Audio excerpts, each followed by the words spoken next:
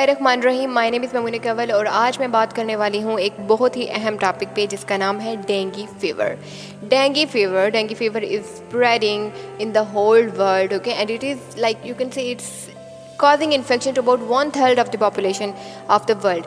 So ये बहुत ही अहम टॉपिक है, ग्लोबल प्रॉब्लम बन चुका है। तो चलिए बात करते हैं डेंगू फीवर के बारे में और ये प्रेजेंट कर रही हूँ मैं ममूना कंवल। तो सबसे पहले contents introduction. I will introduce you about the dengue virus and who is transferring it. Number 2 पे हम लोग बात करेंगे काजेज़ की, ओके। तो डेंगू वायरस जो है वो काज कैसे होता है, कौन काज करता है। नंबर 3 उसके सिम्टम्स, आपको डेंगू फीवर है तो सिम्टम्स कैसे पता चलेंगे कि आपको डेंगू फीवर है। नंबर 4 ट्रीटमेंट कैसे कर सकते हैं, उसको प्रिवेंट कैसे कर सकते हैं। डेंगू फीवर है तो डाइट प्लान क्या होगा, इस पूरी वीडियो का कंक्लूजन भी बताऊंगी और ये सब आपको बताऊंगी रेफरेंसेस के साथ।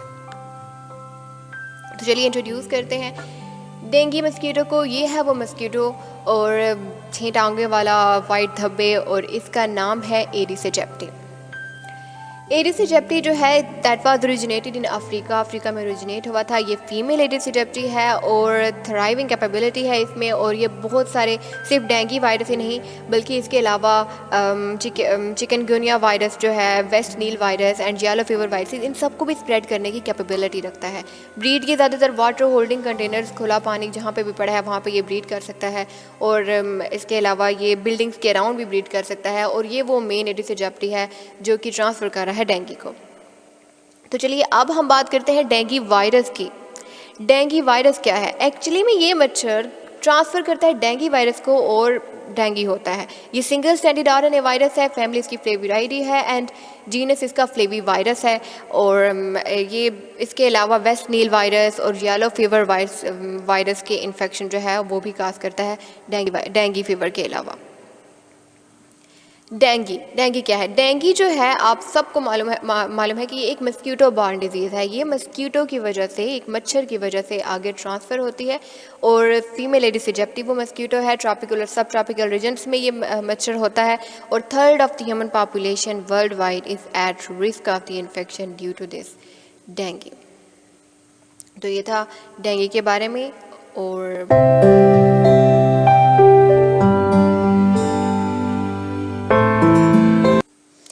डेंगू जो है, ये डेंगू वायरस, इसके 4 सीरोटाइप्स हैं। वो हैं DEN 1, DEN 2, DEN 3 and DEN 4। ये 4 सीरोटाइप्स हैं और हर सीरोटाइप की डिफरेंट एंटीजन है। और ये एक बहुत ही अहम बात है कि अगर आप एक वायरस से इन्फेक्टेड हैं, आप में डेन 1 की वजह से, ठीक है, इस सीरोटाइप से आप इन्फेक्टेड हैं, तो फुल लाइफ टाइम के लिए आपको उससे इम्यूनिटी मिल जाएगी। लेकिन इसका मतलब ये नहीं है कि बाकी तीनों के लिए भी आपको इम्यूनिटी मिल जाएगी। अगर आपको डेन 1 से इम्यूनिटी मिली है तो फुल लाइफ आगे फर्दर, अगर आपका जो मच्छर है वो डेन 2, डेन 3, डेन 4 ट्रांसफ़र करेगा तो उससे आपको हो सकती है बीमारी, ओके। तो अब ये है अनइन्फेक्टेड एडिस मस्कीटो। अब हम ये है, इसमें वायरस नहीं है, ओके। अब जो अनइन्फेक्टेड एडिस मस्कीटो है इसके पास डेंगू वायरस नहीं है, लेकिन जैसे ही ये किसी ऐसे पर्सन को काटता है जिसको डेंगू है, जो कि इफ़ेक्टेड है, ठीक है, इन्फेक्टेड है, अब तो इसके पास वायरस आ जाएगा क्योंकि इसने इफेक्टेड पर्सन को काटा है, उसके पास वायरस था, इसने उससे लिया। Now this mosquito gets infected, और ये फिर फर्दर काटेगा किसी हेल्दी पर्सन को जिसको डेंगू नहीं है, तो ये उसमें वायरस ट्रांसफ़र करेगा और 3 से 4 दिन में उसे डेंगू हो जाएगा। तो ये एक साइकिल है जिससे डेंगू फैलता है। अब हम लोग सिम्टम्स की बात करते हैं कि अगर आपको डेंगू फीवर है तो क्या सिम्टम्स होंगे, ओके। 2 फीवर हैं, एक फीवर माइल्ड फीवर है, नंबर 2 हेमोरेजिक फीवर है। माइल्ड फीवर वो 4 to 7 डेज़ के बाद हो जाता है डेंगू की काटने के बाद, और इसमें सिम्टम्स भी इतनी ज़्यादा सीवियर नहीं होती। अब इन सिम्टम्स की बात करें तो आपको 1 से 4 डिग्री का सख्त हद दर्जे का बुखार होगा, सर में आपके शदीद दर्द होगा, इसके अलावा आपकी आँखों के नीचे, आँखों के पीछे जो है पेन होगी, पेन बिहाइंड आई। इसके अलावा थकावट बहुत ज़्यादा होगी अगर आपको डेंगू है, माइल्ड डेंगू, ओके।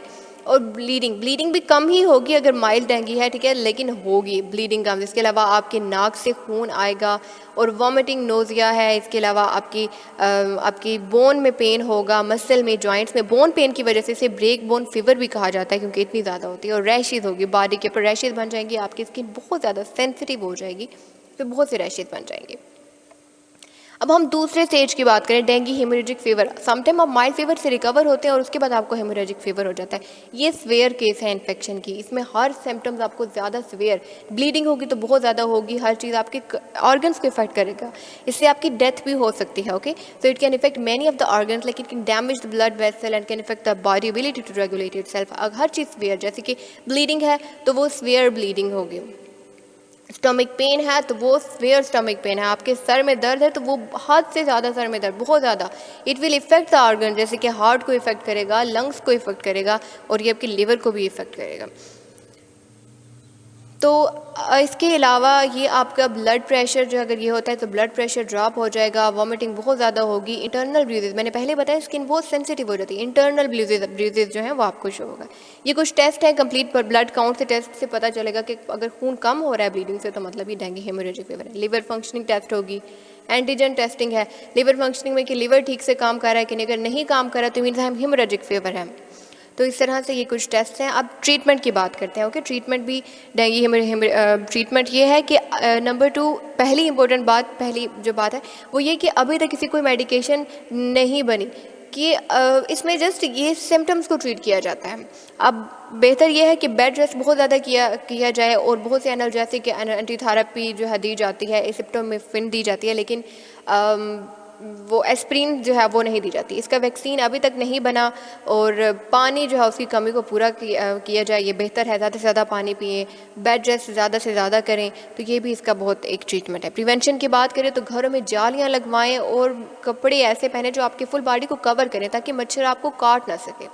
ओके, आप इसके अलावा मस्कीटो रिपेलेंट्स यूज़ करें और रात को सोएं तो जाली में सोएं, ठीक है। इस तरह की नेट मिलती हैं जिसमें सोने के लिए। और सबसे अहम बात, आप मच्छर को हैबिटेट ही क्यों प्रोवाइड करें, उनकी ब्रीड, उनकी अफजाइश के लिए क्यों प्रोवाइड करें। जहाँ पानी खुला नजर आए उसे कवर कर दें, ठीक है। पानी खुला होना इसका मतलब आप उसे हैबिटेट प्रोवाइड करें उसको ग्रो करने के लिए, तो आप उसे वो मत प्रोवाइड करें। जहाँ भी पानी मिले उसे कवर कर दें। अगर आपके घर में पौधे वगैरह हैं तो उसे आप काटें, ओके, आप उसकी ट्रिमिंग करते रहें, क्योंकि ये भी अडल्ट मस्कीटो को एक रहने का लाइक एक होम प्रोवाइड करते हैं पौधे वगैरह। तो पौधे जो हैं उनकी साथ साथ आप ट्रिमिंग करते रहें, तो ये भी एक बहुत बड़ी चीज़ है। तो प्रिवेंशन भी बहुत ज़्यादा ज़रूरी है। और अगर आपको डेंगू है तो डाइट प्लान क्या होना चाहिए, तो ये है कि आप डाइजेस्टिबल फूड खाएं, क्योंकि स्टोमक बहुत ज़्यादा अपसेट होता है। तो बनाना, एप्पल, सूप्स वगैरह डाइजेस्टिबल फूड खाएं। फ्लूइड ज़्यादा से ज़्यादा लें, इलेक्ट्रोलाइट, क्योंकि पानी डिहाइड्रेशन बहुत ज़्यादा हो जाती है, तो उसके लिए फ्रेश जूसेस पिएं, इलेक्ट्रोलाइट ज़्यादा करें, विटामिन सी की कंजम्पशन ज़्यादा से ज़्यादा करें। प्लेटलेट काउंट, अपना खून बढ़ाने के लिए ऐसे खाने खाएं जैसे वेजिटेबल्स, फ्रूट्स वगैरह ज़्यादा खाएं, अनार का जूस पिएं, रॉ वेजिटेबल्स नहीं खाएं, बॉइल्ड वेजिटेबल्स खाएं, स्पाइसी फूड वगैरह को अवॉइड करें, प्रोसेस्ड फूड हो गया, शुगरी, इरेटेड ड्रिंक्स, तो इन सब को भी आप अवॉइड करें। और रॉ वेजिटेबल्स इसलिए नहीं खाना है क्योंकि आपकी डाइजेस्टिबिलिटी अच्छी नहीं है, तो डाइजेस्टिबल फूड खाएं। और ज़्यादातर मैं आपको रिकमेंड करूँगी कि फ्लूइड ज़्यादा पिएं, सब्जियां हो गए, फल हो गए, ये ज़्यादा खाएं। एप्पल बहुत अच्छा है, पपाया, इसमें विटामिन सी बहुत ज़्यादा है, तो ये भी बहुत अच्छा है डेंगू के लिए। देखिए, हम जब कंक्लूजन की बात करें तो मेन, अब मैं आपको ये सब कुछ बता रही हूँ तो इसका कंक्लूजन ये है कि डेंगू जो है बहुत ज़्यादा लोगों को इफ़ेक्ट कर रहा है।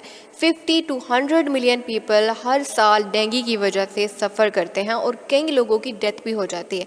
तो ये आपका भी फ़र्ज़ है कि आप डेंगू को उसको फैलने ही ना दें, इसकी अफजाइश अपने घरों में हर चीज़ इसका ख्याल रखें, कहीं पानी खुला मिले उसे कवर कर दें। अगर कहीं पे आपको लगे कि ये हैबिटेट जगह ये हैबिटेट प्रोवाइड कर रही है डेंगू की अफजाइश के लिए, तो उसे कम करें, आसपास के लोगों को अवेयर करें। बहुत से इलिटरेट लोग हैं जिन्हें पता ही नहीं है, तो डेंगू को बचाने के लिए आप हर तरह से कोशिश करें, क्योंकि इससे ना सिर्फ बाकी लोग ख़तरे में हैं, आप खुद ख़तरे में हैं, आपके अपने प्यारे डेंगू की वजह से ख़तरे में हैं। और कई लोग हैं जो हर साल डेंगू की वजह से मतलब उनको डेंगू की वजह से सफ़र करते हैं, कितने लोगों की मौत हो जाती है। तो आपको चाहिए कि आप जो है बाकी सब लोगों को भी अवेयर करें, और ये सिर्फ गवर्नमेंट का ही नहीं, आपका भी फ़र्ज़ है। तो ये सब रेफरेंसेस थे, and thanks for watching and be happy.